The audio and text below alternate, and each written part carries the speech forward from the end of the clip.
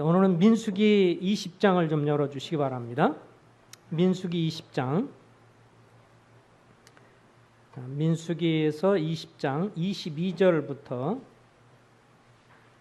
29절까지. 오늘은 아론의 죽음이 주는 교훈에 관해서, 아론의 죽음이 주는 교훈, 아론에 관한 네 번째 시간이고 마무리가 되는 건데, 아론의 죽음이 주는 교훈에 대해서 한번 살펴보겠습니다.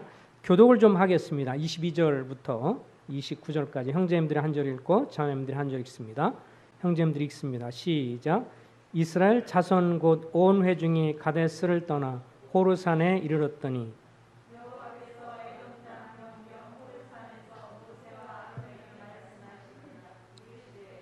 아론은 그 조상들에게로 돌아가고 내가 이스라엘 자손에게 준 땅으로 들어가지 못하리니 이는 너희가 무리바 물에서 내 말을 거역한 까닭이니라.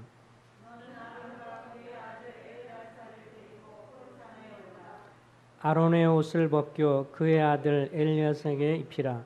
아론은 거기서 죽어 그 조상에로 돌아가리라.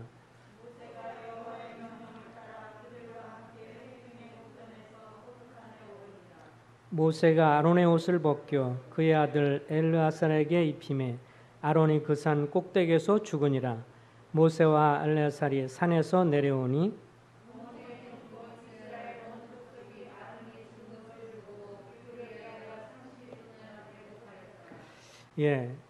오늘 그 아론이 주는 죽음을 아론의 죽음을 통해서 배우는 교훈 중에 한 가지는 22절부터 24절에 나와 있는데, 특별히 그 24절에 보면 아론은 그 조상에게로 돌아가고 내가 이스라엘 자손에게 준 땅에는 들어가지 못하리니 이는 너희가 무리바 물에서 내 말을 거역한 까닭이니라. 첫 번째, 죽음은 죄의 결과이다라고 하는 것입니다. 근본적인 측면에서 성경을 보면 사람의 죽음은 죄 때문에 온 것이다라고 성경은 분명히 말씀을 해주고 있습니다.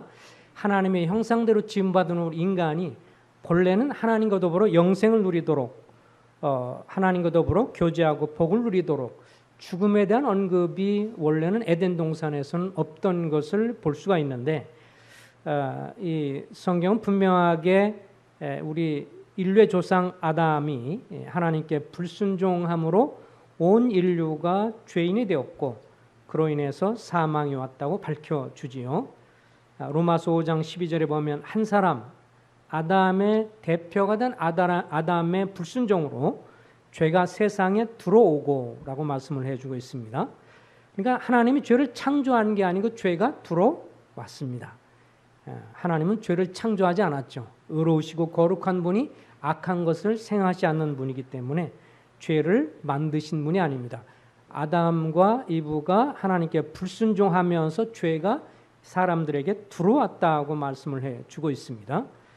그래서 한 사람으로 말미암아 죄가 세상에 들어오고 죄로 말미암아 사망, 죽어서 망하는 사망이 들어왔나니 이와 같이 모든 사람이 죄를 지었으므로 아담과 이브가 인류의 조상으로서 죄를 범하면서 그 후손인 우리가 자연스럽게 태어나면서부터 죄의 DNA를 가지고 태어나면서부터 사망이 모든 사람에게 이르렀고 그래서 죄의 삭은 사망이라고 분명히 말씀을 해 주십니다.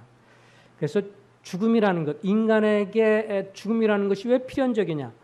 첫째, 가장 근본적인 것은 우리가 죄인이기 때문에, 죄인으로 태어났기 때문에 죽음이 왔다고 하는 것을 확실히 말씀을 해주고 있고, 그렇기 때문에 성경에서는 또 밝히 말씀을 하고 있는 것이 죄가 용서받고 구원받으면 영생 얻으리라고 하는 약속이 또 있는 것이 분명하지요. 우리가 잘 아는 것처럼 요한복음 3장 16절 하나님이 세상을 이처럼 사랑하사 독생자를 주셨으니 이는 그를 믿는 자마다 멸망하지 않고 영생을 얻게 하려 하심이라.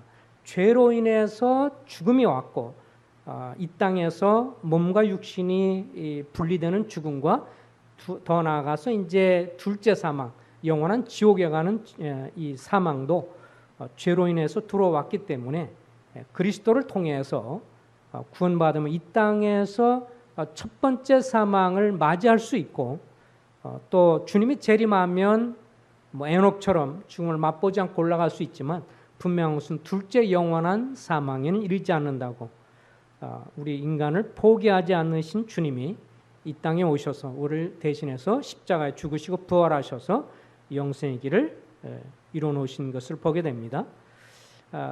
근데 이제 이 아론의 죽음을 생각해 보면 조금 아론이 죽음이 앞당겨진 사건이 있습니다. 여기 말씀한 것처럼 24절에 보면 아론이 그 조상들에게로 돌아가고 내가 이스라엘 자손에게 준 땅에는 들어가지 못하리니 이는 너희가 무리바 물에서 내 말을 거역한 까닭이니라. 바로 앞부분을 봐서요. 20장 7절을 보겠습니다. 이들이 결국은 이제 이스라엘 백성들이 또 하나님 앞에 원망을 하죠. 물이 없어서 우리를 죽게 한다라고 이렇게 하나님을 대적을 합니다. 그래서 하나님께서 이제 이 모세에게 말씀을 하시죠. 7절에 보면 여호와께서 모세에게 말씀하여 이르시되 지팡이를 가지고 내 형 아론과 함께 회중을 모으고 그들의 목전에서 너희는 반석에게 명령하여 물을 내라 하라. 내가 그 반석이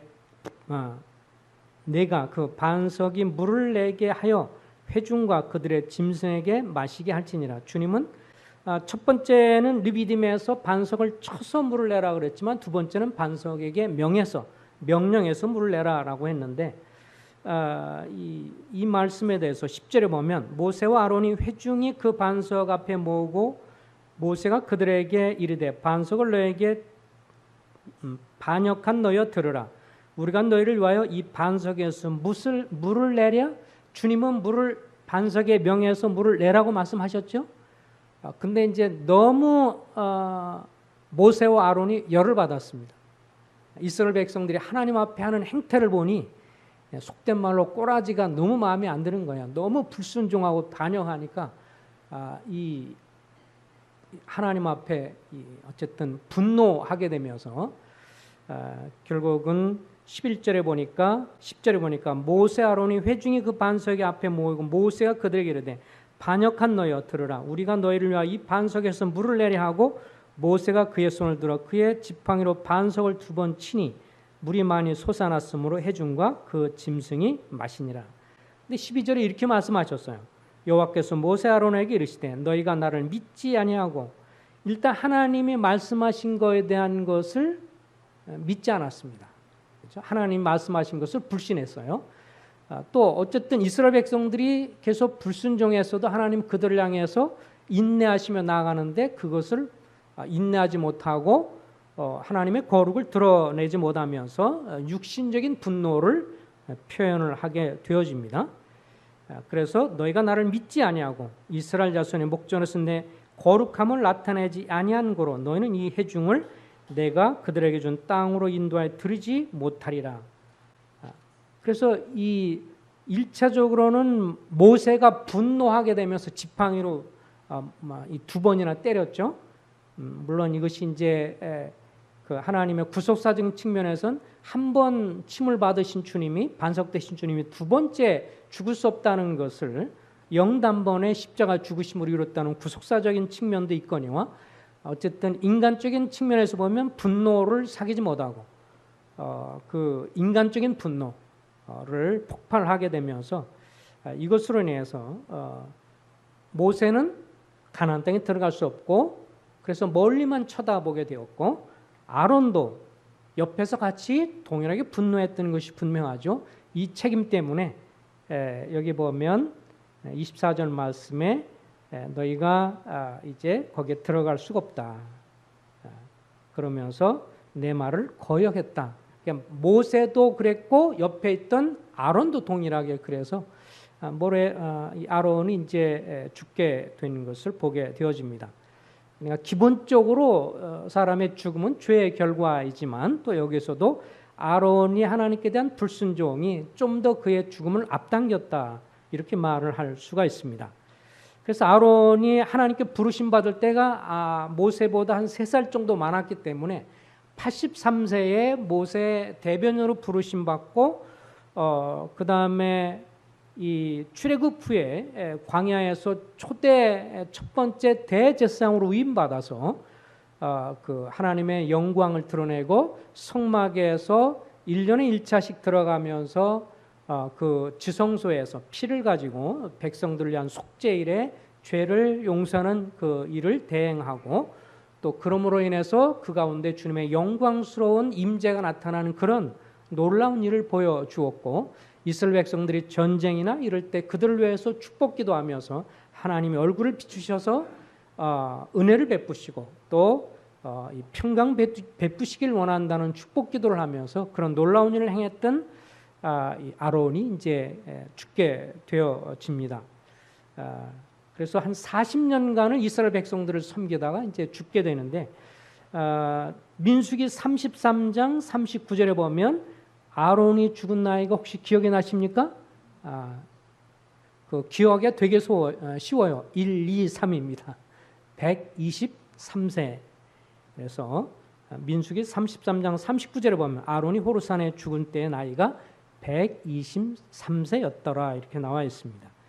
그래서 하나님의 첫째 대제사장이요, 모세의 대변인이요, 그리고 모세의 놀라운 동역자요, 또 실수와 또 뿐만 아니라 그가 갖고 있는 영광뿐만 아니라 자기 아들이 하나님 앞에 술을 먹음으로 다른 분을 드림으로 죽는 모습을 지켜보았던 슬픔을 보았던 아론, 그가 123세에 그렇게 한 40여 년 좀 더 이상 40여 년 가까이 주님을 섬기다가 주님 품에 들어가는 것을 보게 됩니다. 두 번째, 아론의 죽음이 주는 교훈 중에 한 가지, 죽음을 애도하는 것은 자연스럽다라고 하는 것인데요. 26절에 보면 아론이 옷을 벗겨 그의 아들 엘르아살에게 입히라. 아론은 거기서 죽어 그 조상에게로 돌아가리라. 29절에 보면 온 회중 곧 이스라엘 온 족속이 아론이 죽은 것을 보고 그를 위하여 30일 동안 애곡하였더라. 사람이 죽으면 그를 위해서 슬퍼서 애도하고 그렇게 하는 것은 자연스러운 일로 표현이 되고 있습니다. 이스라엘 사람들의 장례의 절차에 관한 것을 지금도 살펴보면요, 이스라엘에서 이제 이스라엘 이 문화라든지 또 그들의 시브리인들의 어떤 생활, 장례, 결혼 등등을 연구한 분들에 의하면 이스라엘 사람들, 시브리 사람들은 지금도 어떤 사람이 죽으면 보통 24시간 안에 장례를 치른다고 합니다. 이렇게 우리처럼 3일장, 길면 5일장 이런 건 좀 유교적인 다분히 거기에서 오는 것인데 이스라엘 사람들은 통상적으로 큰 문제 없으면 24시간 안에 한답니다. 만약에 이제 친척이나 가족들이 멀리 밖에 나가 있거나 여행 중에 있거나 그러면 약간 좀 이렇게 날짜를 조정하지만 통상적으로 보통은 돌아가시고 나서 24시간 이내에 장례를 치른다고 합니다. 그 이유는 이제 신명기 21장 23절에 보면 그 시체를 나무 위에 밤새도록 두지 말고 당일에 장사라는 신명기 말씀을 따라서 저들이 장례는 빨리 진행을 합니다. 그 이유는 하나님 형상대로 지음받은 사람이고 또 흙에서 왔으니 흙으로 돌아간다라고 하는 말씀이 있기 때문에 빨리 가능한 한 빨리 그 시신을 땅 속에 이렇게 묻는 것이 이 고인에 대한 예우다라고 했고 그리고 또 한 가지는 이제 그의 영혼이 죽어서 하나님께로 갔는데 그 반쪽짜리 죽은 시신을 오래 두는 것은 육신을 땅에 두고 이렇게 오랫동안 있는 것은 좀 어떻게 보면 고인에 대한 모독이고 부끄러운 일이다 이렇게 생각을 해서 지금도 이스라엘 사람들 장례는 24시간 안에 진행을 한다고 합니다. 다만 이제 이 장례는 빨리 지나지만 슬퍼하는 기간들은 좀 갖고 있는 것을 보게 되어집니다.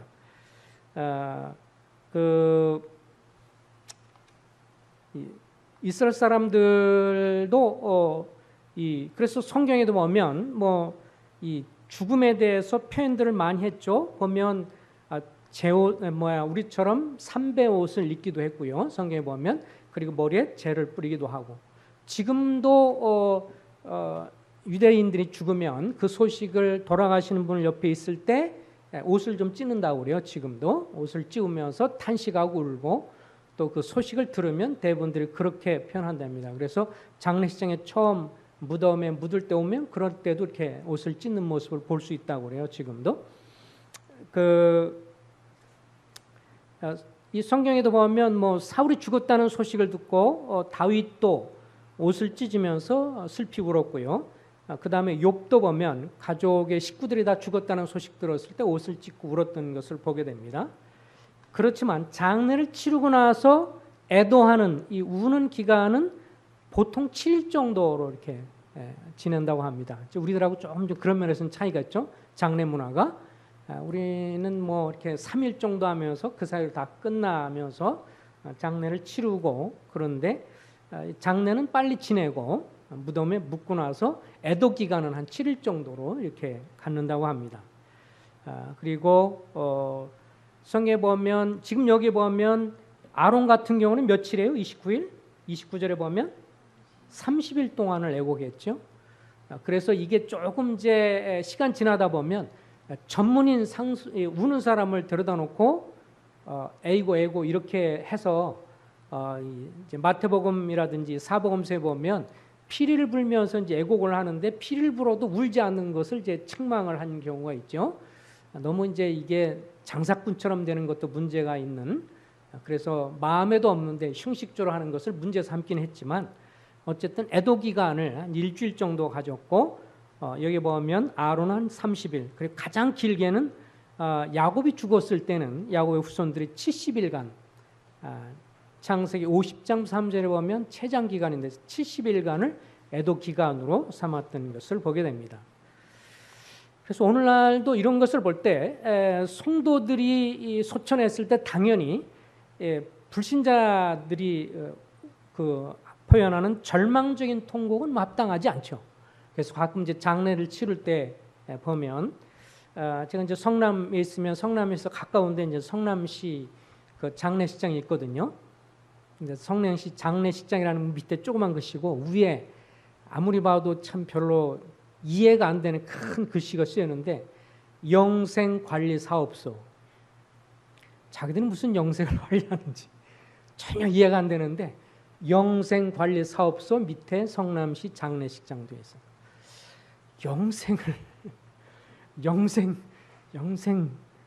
영생관리사업소라고 이렇게 쓰여 있어요.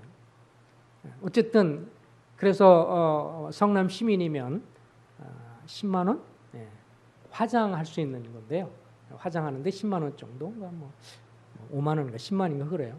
근데 외부에서 오면 성남 시민이 아닌 다른 데서 오면 100만 원을 받습니다.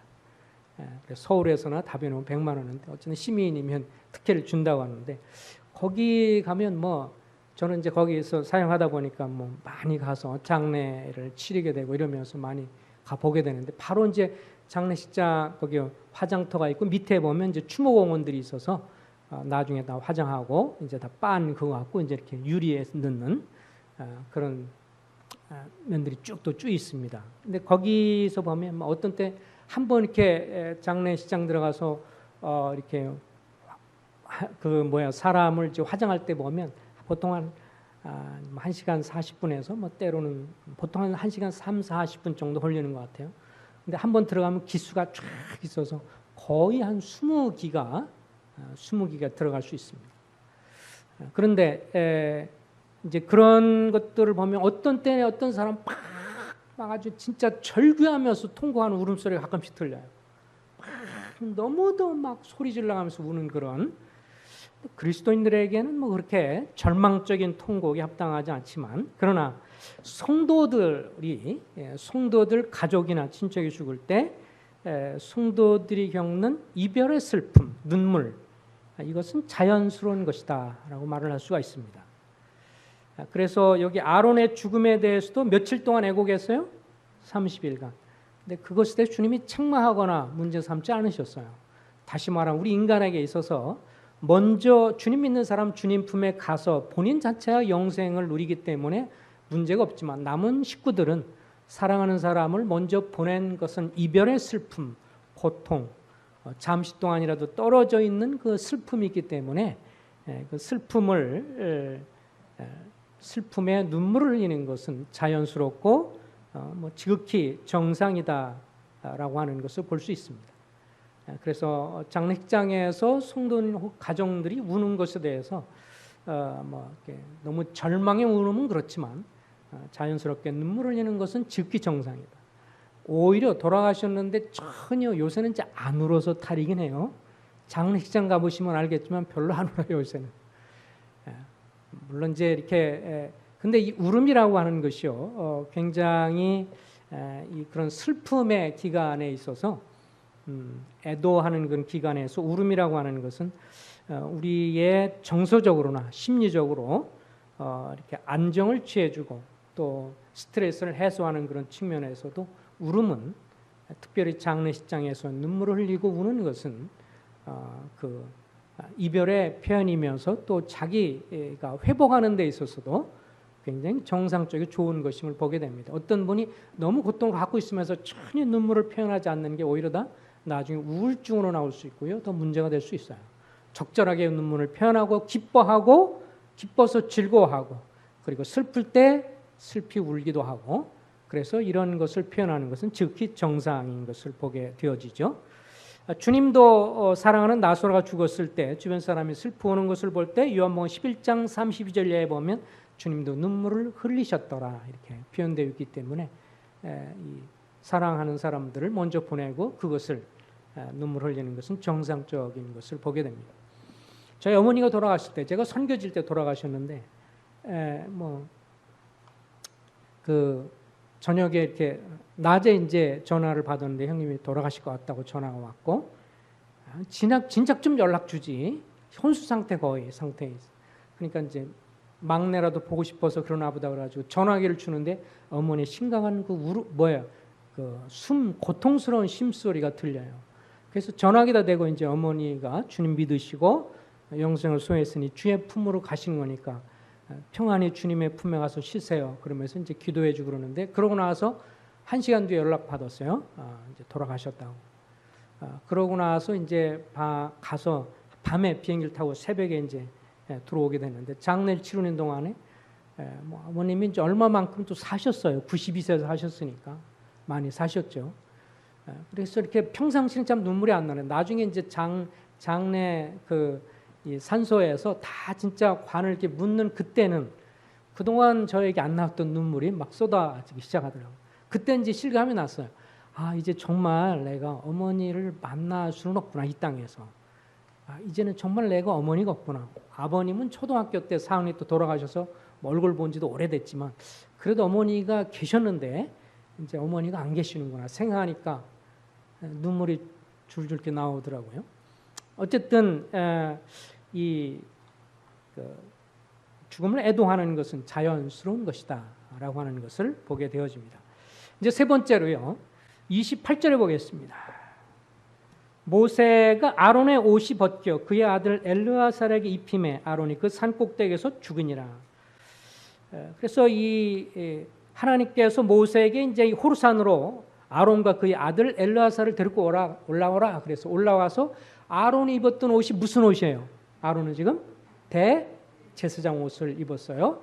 그것을 벗겨서 큰 아들 이제 그 엘르아살한테 나답과 아비후는 잘못된 불을 들임으로 인해서 죽었죠. 그러니까 사실은 셋째 아들이면서 살아있는 첫째 아들한테 이제 옷을 입히게 되면서 그곳에서 이제 아론은 죽게 됩니다. 그래서 대제사장이 옷을 벗는다고 하는 것은 그에게 맡겨진 어떤 대제사장으로서의 사명과 역할을 다 끝났다라고 하는 것을 보여줍니다. 그래서 전에도 이렇게 얘기를 했지만 성도들이 일반적인 경우에요. 하나님께서 어떤 성도를 이 땅에 살게 하는 데 있어서는 어쨌든 두 가지 책임이 함께 있는 것이 사실입니다. 하나님 편에서 보호하지만 우리 편에서도 어떻게 해요? 내가 스스로 조심할 것은 조심해야 되는 것이죠. 뻔히 양심이 꺼리낌을 알거나 잘못된 거 알았는데도 위험스러운 상황으로 일부러 나가는 것은 굉장히 위험한 것이죠.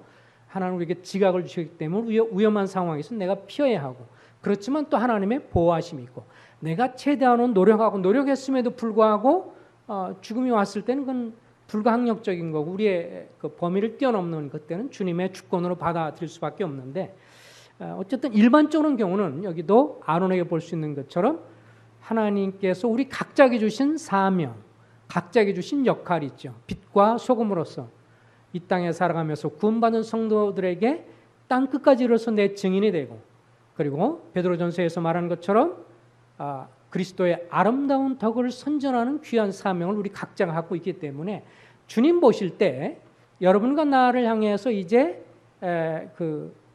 내게 맡겨준 일이 다 했다라고 생각이 되시면 마치 이 아론에게 옷을 벗겨서 내 사명이 이제 다 끝났노라 했을 때 그 다음에 간 것처럼 우리 각자를 향해서도 우리를 통해서 이루실 어떤 하나님의 뜻과 가정을 향해서나 식구들을 향해서나 또 교회를 향해서나 지역사회를 향해서 우리에게 맡겨진 사명들이 다 끝났다 싶을 때는 주님이 어떻게 해요? 이제 와서 쉬어라.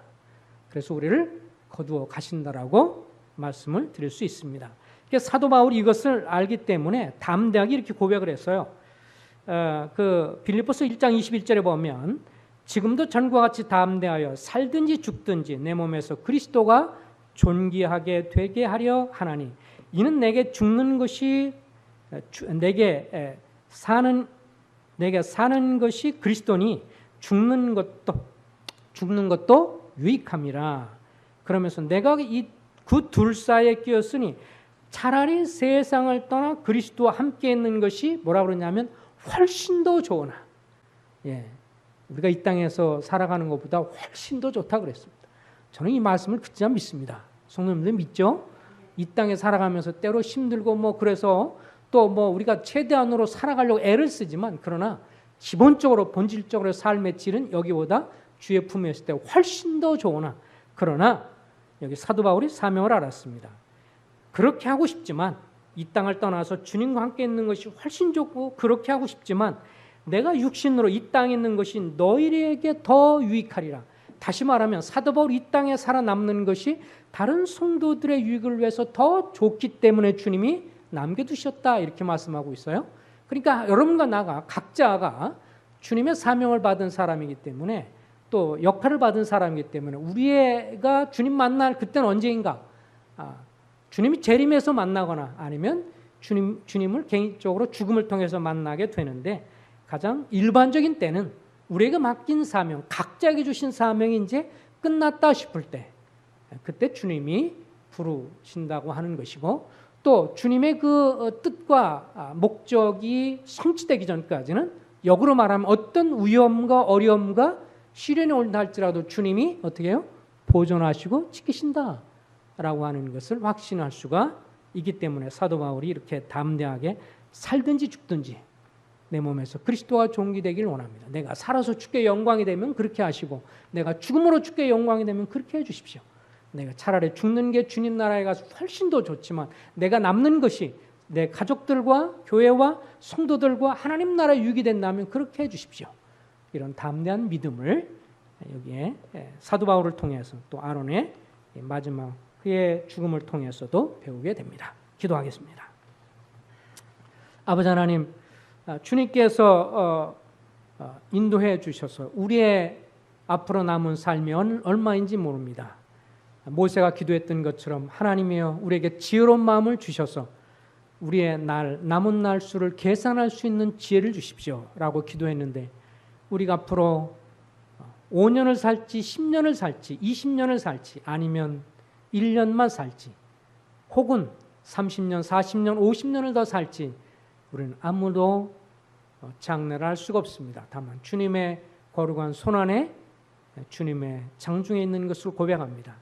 주님을 만날 그날까지 하나님이여 각자에게 맡긴 그 사명, 특별히 주님의 복음을 자랑하고 우리 중앙교회를 통해서 주의 복음이 증거되는 일이 이루어지길 소망하고 또 그 사명을 감당하는데 우리가 함께 서로 동역하고 협력하는 그런 일을 위해서 지금도 주께서 이 어려운 시기에 남겨진 줄로 믿사오니 주께서 축복해 주셔서 이 평택 중앙교회를 통해서 평택에 죽어가는 많은 영혼들이 돌아오는데 쓰임받는 교회가 되고 또 성도들이 되고 또 가족 식구들을 향해서 덕을 선전한 주의 증인들이 되고 주변 사람이 그렇게 쓰임 받을 수 있도록 저희를 복주시기를 원하옵나이다.